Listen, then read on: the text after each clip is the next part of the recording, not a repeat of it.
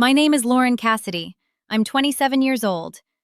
3 days after my last birthday, I sat in the parking lot of a CVS pharmacy, holding a prescription I couldn't fill. The pharmacist had looked at me with genuine sympathy when she handed it back across the counter. "I'm sorry, honey. Your insurance shows as terminated. Yesterday." Yesterday. My birthday. I stood there, staring at the little paper in my hand, and I thought about the voicemail my mother had left me the morning I turned 26. Cheerful. Breezy. "Happy birthday, sweetheart! Hope you have a wonderful day." She didn't mention the insurance. She didn't mention that sometime that same morning, while I was blowing out a single candle on the cupcake my coworker had brought me, she had logged into the family health plan and removed me from it. No warning, no phone call, no conversation. When I finally confronted her about it, she said, "Lauren, you're 26. You're an adult. I'm not responsible for you anymore." 12 witnesses heard her say that to me at Sunday dinner. 12 people went quiet around a table full of cold pasta. But what she didn't know was that 4 months before my birthday, I had already started building something. And 9 months after that dinner, when she called me in a panic about her own insurance situation, she was going to find out exactly what I'd built and who I had become. Before I tell you what happened on that phone call, please like and subscribe, but only if you genuinely enjoy this story. Drop a comment below. Where are you watching from and what time is it there? I love connecting with all of you. Now let me take you back to where this really began. Growing up in Raleigh, North Carolina, I learned early that in our house, love was conditional and attention was finite, and my younger sister Brooke absorbed most of both. My family looked like this. My father, Dennis, worked long hours in logistics and mostly stayed out of my mother's way. My mother, Diane, was a woman who made every decision feel like it was for your own good, even when it wasn't remotely good for you at all. My sister Brooke, 4 years younger than me, was pretty and charming and quick to cry, which meant she was also quick to get whatever she needed. And me? I was the responsible one. The easy one. The one who didn't need much because she never asked. When I was 14, I made the honor roll every quarter and joined the debate team. My mother came to exactly one meet that year. The following semester, Brooke struggled in her 6th grade math class, and Mom hired her a private tutor who came 3 times a week and cost $75 an hour. I remember doing the math myself. Over 4 months, that tutor cost $3,600.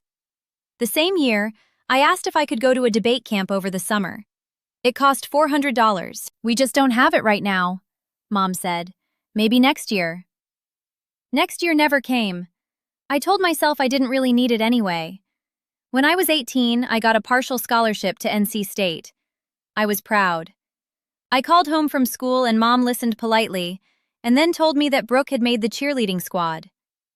I paid my remaining tuition through a combination of work study, student loans, and a part-time job at a campus coffee shop where I worked 16-hour shifts on weekends. My parents contributed $0. The same year, they co-signed a car loan for Brooke so she could drive herself to high school. The car payment was $380 a month. I told myself it was fine. I was independent.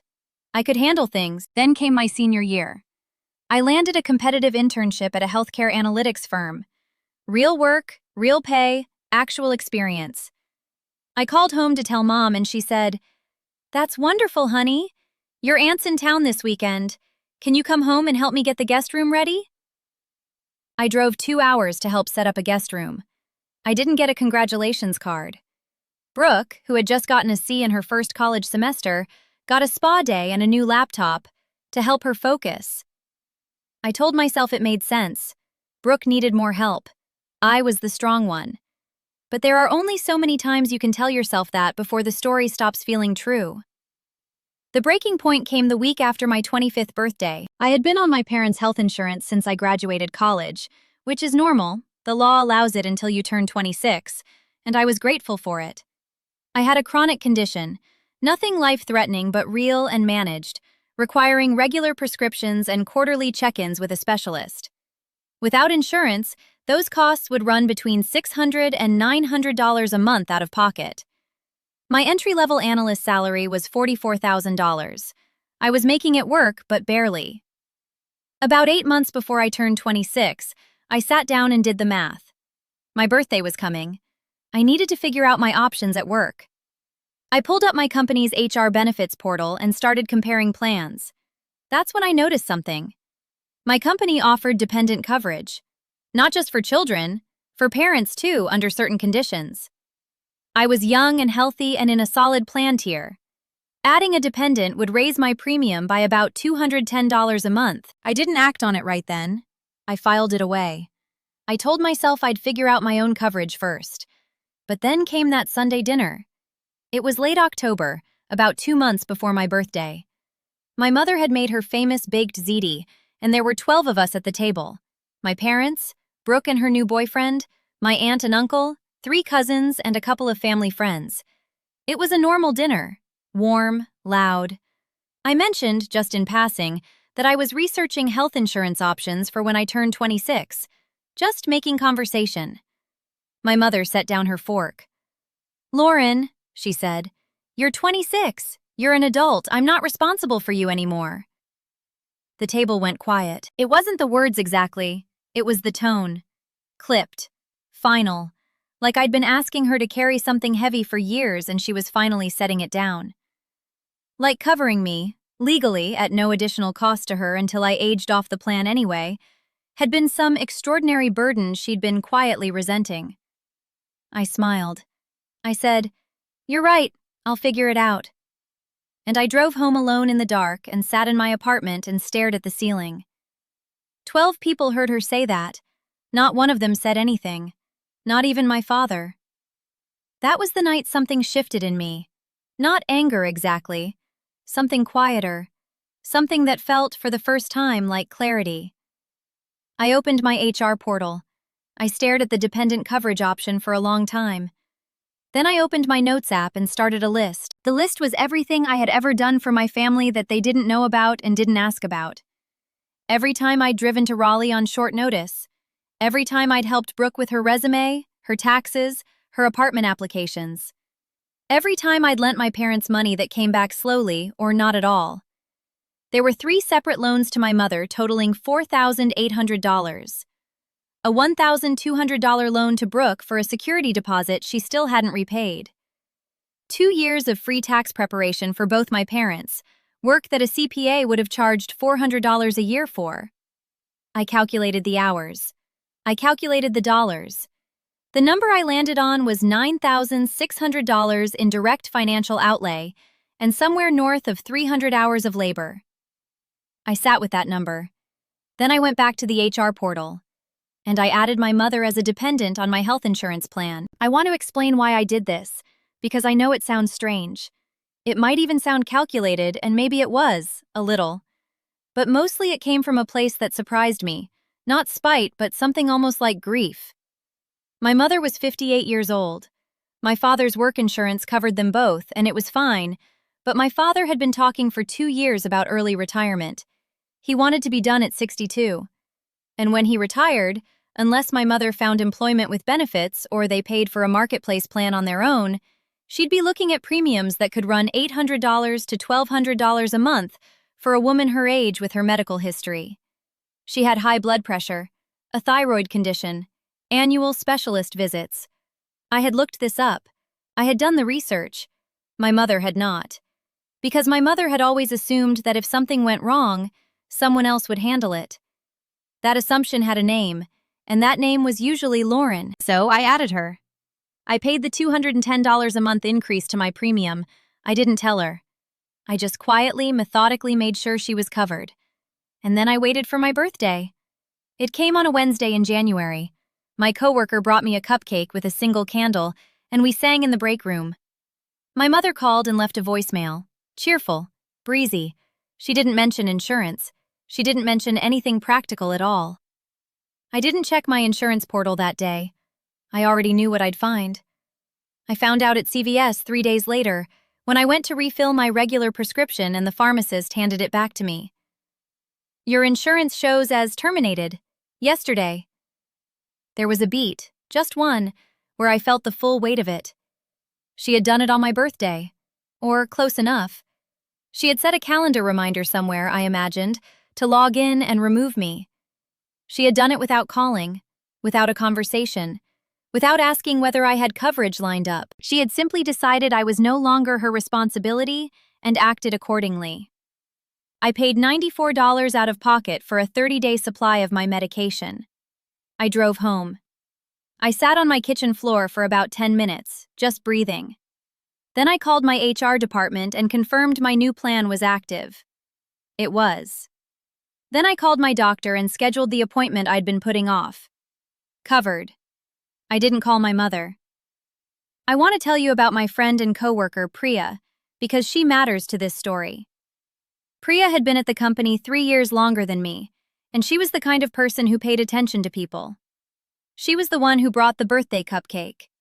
She was also the one, 4 months earlier, who had sat with me in the break room while I was stress-eating a granola bar and doing math on a napkin.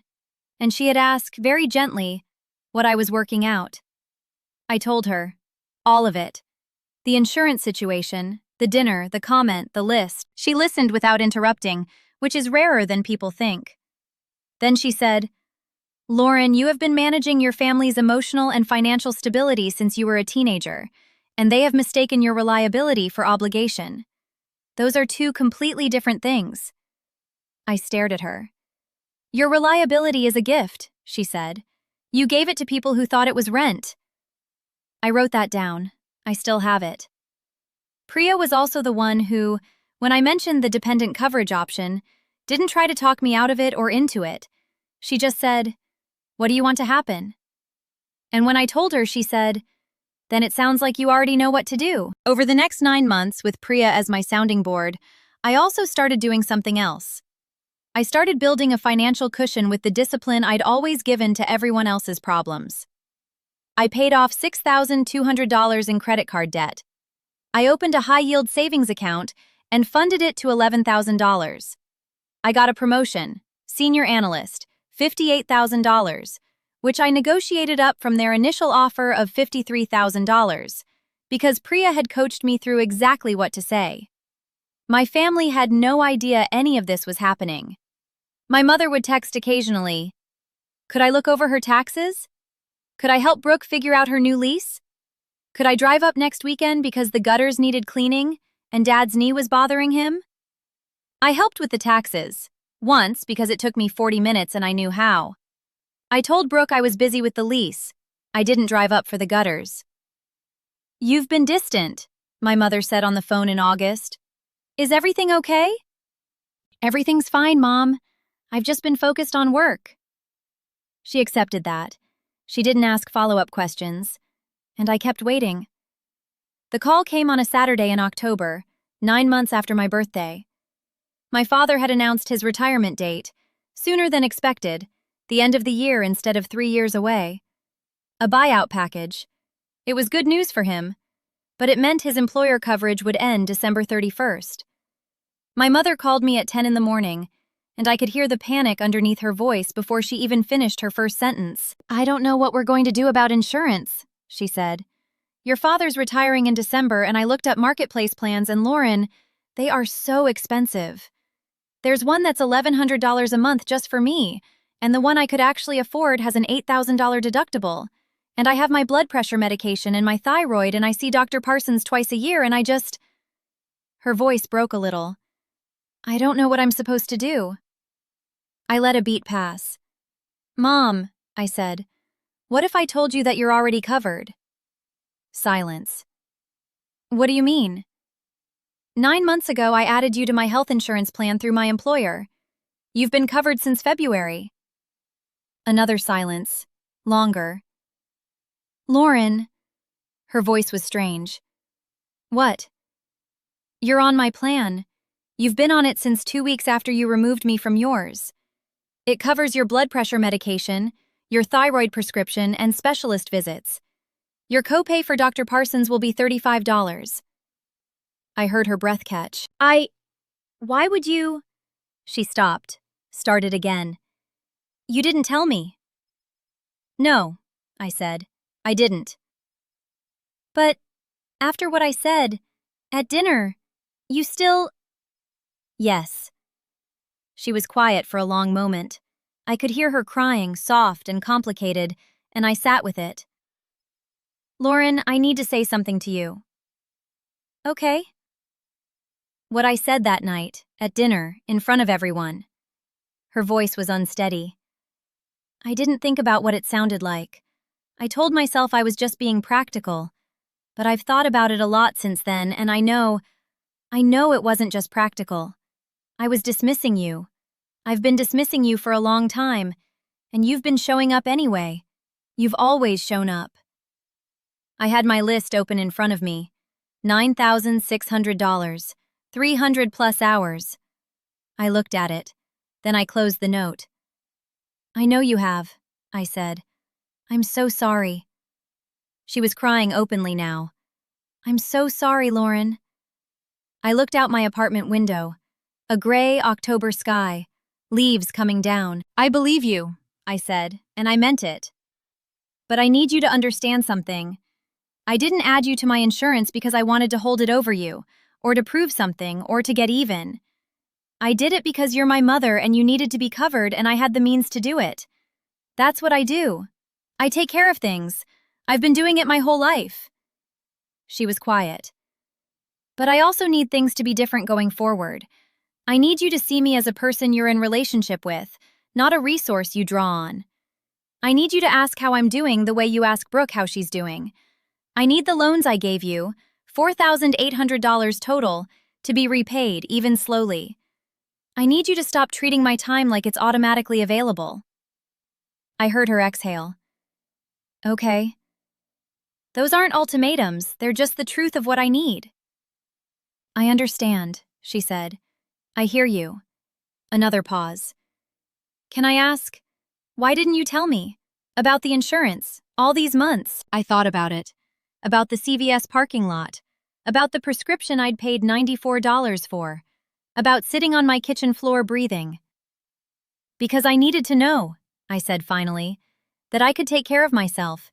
And take care of you. At the same time. Without needing you to see it to make it real. She didn't say anything for a moment. Your grandmother used to say you were the most quietly capable person she'd ever met, Mom said finally. She was right. That was the part that made my throat tighten, just a little. We stayed on the phone for another hour. It wasn't resolved in one call, nothing real ever is, but it was honest. More honest than we had been in years. That was 8 months ago. My mother is still on my health plan. She filled her prescriptions last week without a crisis, without a phone call, without panic. Just walked up to the pharmacy counter and handed over her insurance card and paid her copay and went home. She texted me about it, actually. A small, proud text. Use the insurance today. Thank you, Lauren. I mean it. I'm still a senior analyst. I'm up for another promotion in the spring. My savings account is at $17,000. The debt is gone. Brooke and I have started having monthly calls, just the two of us, without the family dynamic in the room. She's been more herself than I've ever known her to be. She repaid the $1,200 last month without being asked. My mother and I talk more often now and differently. She asks what I'm working on. She asks if I'm sleeping enough. She asked me last month if I had someone in my life, and actually listened to my answer. It's not a transformed relationship. I want to be honest about that. Old patterns take a long time to unlearn, and she still sometimes slips into old assumptions. But she catches herself. And when she doesn't catch herself, I say something, and she listens. My father retired in December. He and Mom have started taking evening walks. He told me recently, quietly, man to man between us. I should have said something at that dinner. I'm working on that. I know, Dad, I said. So am I. If you are someone who has spent years being the capable one, the reliable one, the one who solves everyone else's problems while yours quietly pile up in the corner, I want to say something to you directly. Your reliability is not a personality flaw. Your competence is not an invitation to be taken advantage of. The fact that you can handle things does not mean you should have to handle them alone. Taking care of yourself is not selfish. Setting a limit is not cruelty. And sometimes the most powerful thing you can do is quietly continue to show up, not because someone deserves it, but because you have decided who you want to be. Whether they see it or not. You don't have to wait for someone to recognize your worth before you start living like you have it. You already do. Thank you for being with me until the end of this one. If this story resonated with you, please like and subscribe. It means more than you know. I want to ask you something in the comments. Has someone in your life ever mistaken your reliability for obligation? How did you handle it? What did you learn? I read every comment. Drop yours below. Until next time, take care of yourself the way you take care of everyone else. You deserve it just as much.